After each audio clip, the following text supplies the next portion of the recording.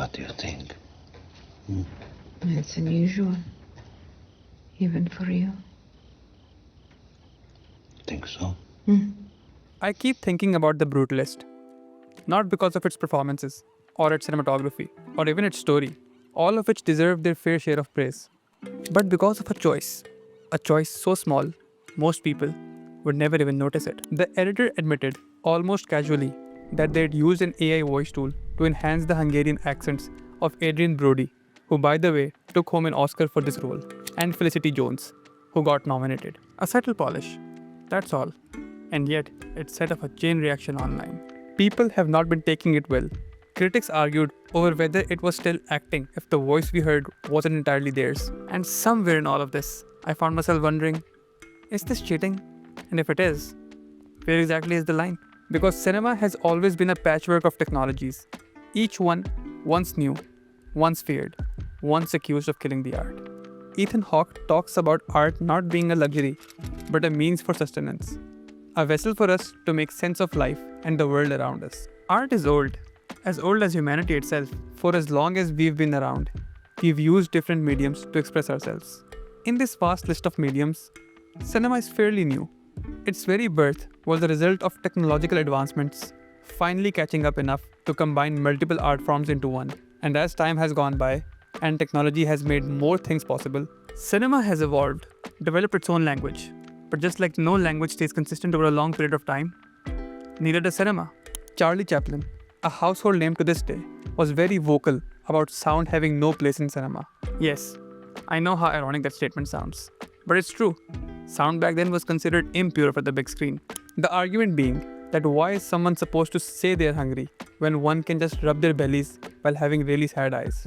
A few decades later, Orson Welles, the writer and director of arguably one of the best films ever made, warned against color in movies, saying they would distract us from the things that matter. Now I love Chaplin and Welles, but imagine if every film today was a black and white silent picture. Imagine Jaws or Goodfellas without sound or color. It's a tale as old as time. And it's not just true to film, but any industry.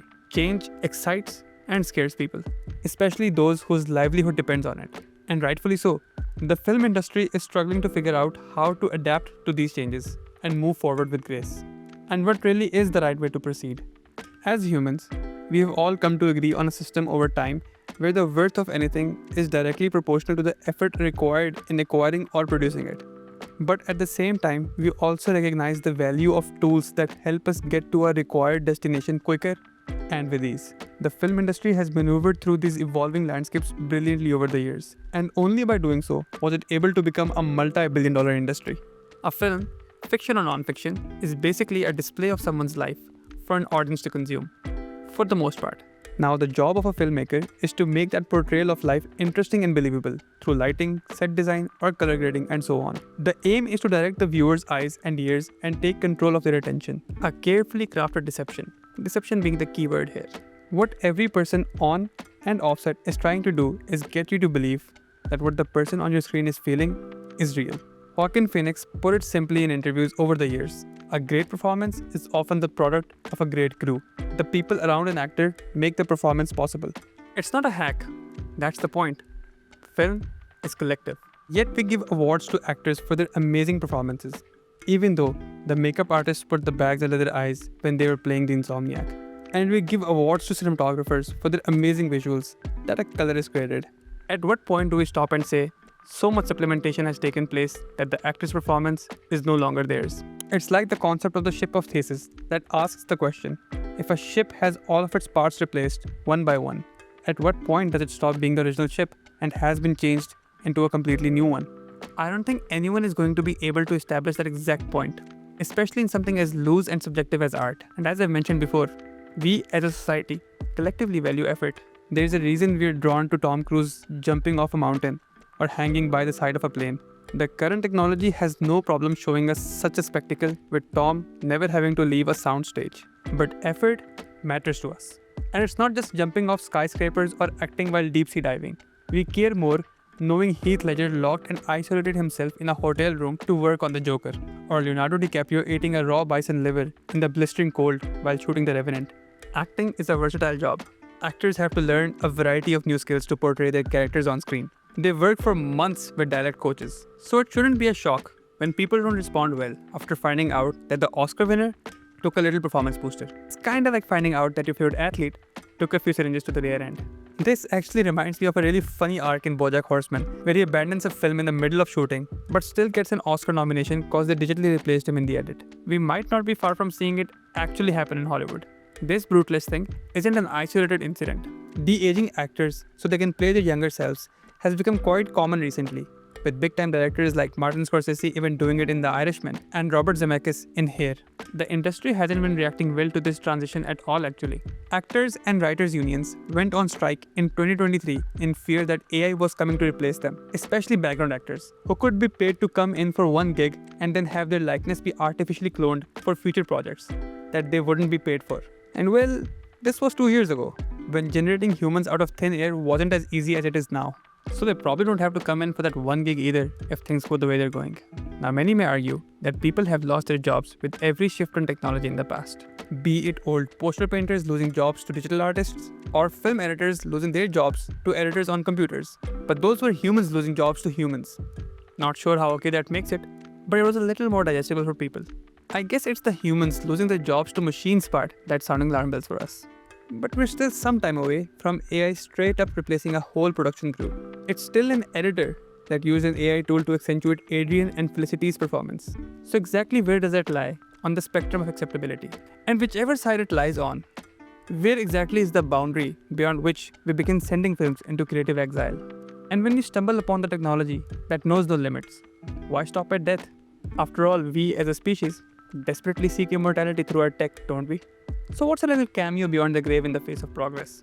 They actually did it, bringing back Paul Walker to complete Furious 7 or artificially generating a quote from Anthony Bourdain in his voice for the documentary Roadrunner are some of the many ways our tech now grants us access to our performers even after their final farewell from this world.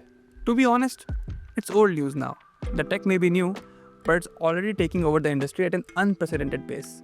Still under the control of humans though, but for how long? Art departments easily generate items to use in the frame. It's made pre- and post-production a breeze.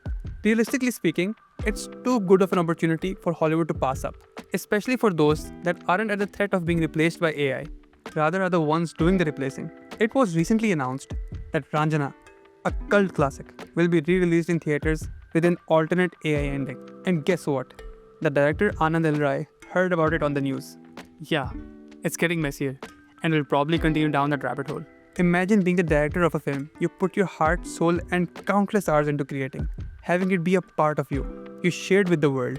Now imagine a guy who did none of those things, but owns the IP and destroys your legacy just for an extra payday.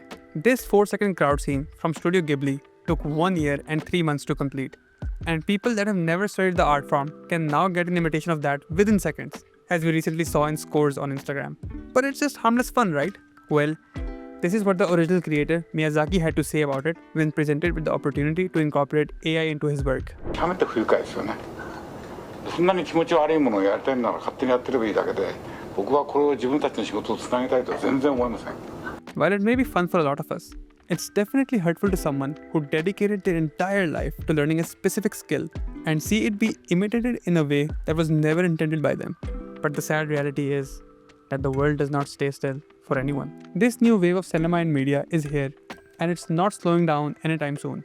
It will be the end of many careers and will kickstart many new ones. The company Fable just launched a sort of AI Netflix called Showrunner, with artificially generated shows that are essentially worlds that audiences can build on, create multiple spin-offs and endings of to any extent. Kinda like a fusion of cinema and video games, I guess. But that's one example. We are about to enter a time where creating a piece of cohesive media will literally be in the palms of anyone with access to a smartphone. Needless to say, the number of films, media, and art produced is about to reach levels never before seen.